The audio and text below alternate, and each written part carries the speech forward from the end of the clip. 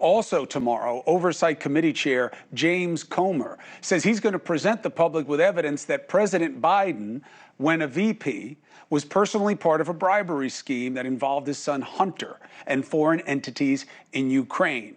Now, in 2018, a similar claim was brought to the attention of the Justice Department by former U.S. Attorney Bud Cummins. He emailed the DOJ that the then VP and Secretary of State Kerry exercised influence to protect Burisma Holdings, a company Hunter worked for, in exchange for payments to Hunter and Biden. He was met with radio silence until he received a legal notification 3 years later saying the DOJ tapped his phone and they were looking at him. He calls what happened to him perverse, and he joins us now. Bud Cummins, thank you for taking the opportunity. It's my pleasure. Thank you, Chris. So as I understand it, during your work looking into Rudy Giuliani and his dealings, you were contacted by somebody who said they wanted a meeting with federal authorities because they had proof of Biden's involvement in a scheme, yes? Yes, some people in Ukraine came to me and said that the prosecutor general was looking for a vehicle to get a private, discreet meeting with peers in the Department of Justice to make a presentation of certain evidence. So do you believe that that evidence ever found its way to the DOJ? Do you believe they have any proof of these suggestions about Biden's role with Burisma or anything? No, I have, because they completely ignored the offer that I carried to them, I have no idea what did or didn't happen at the time. It occurred to me that they might already have an investigation going. Or it occurred to me that they might have reached out directly to the General Letsenko and cut me out of the loop. And it also occurred to me that they might have just been turning a blind eye and they didn't want to investigate it. It looks to me like it's the last, that they didn't investigate it, but I have no idea. Now, it's interesting. In all my years, until the Trump administration, I was always in the business of going after the FBI, not for being dirty, but for being non-responsive and always doing things on your guy's own schedule and always saying you can't comment, neither confirm nor deny. And then we got into the business of almost having to defend them because of how Trump was going after him.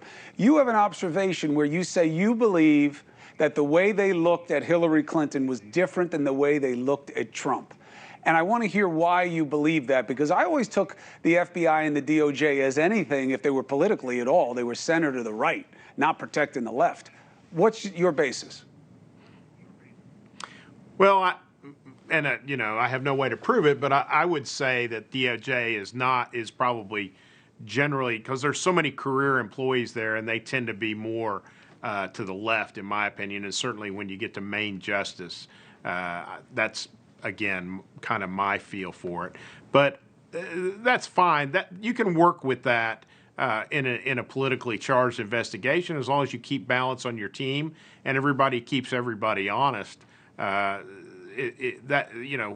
people vote shouldn't matter. But what's happened in the last 5 or 6 years, I don't think anybody can compare the Hillary Clinton email investigation or the total, ignoring, to my knowledge, there hadn't been an investigation of the Clinton Foundation, even though there's some very interesting questions.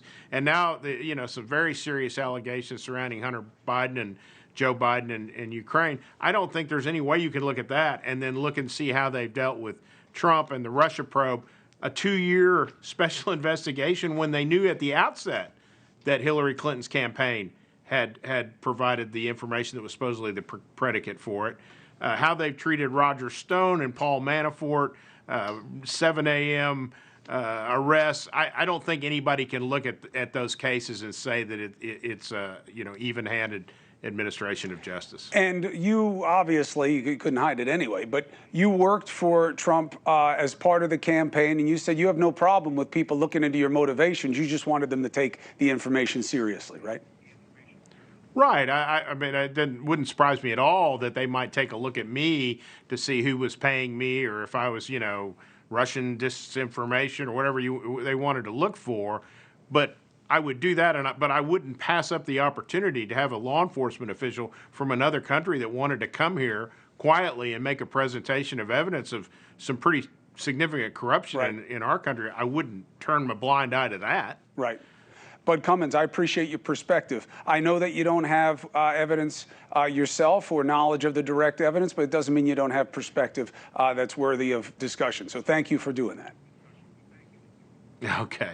Thank you for having me on your show. All right. Hey, thank you for watching. Please go to newsnationnow.com, newsnationnow.com, and you can find NewsNation on your television provider. And don't forget to click the red subscribe button down below. Then you will get more of NewsNation's fact-driven coverage.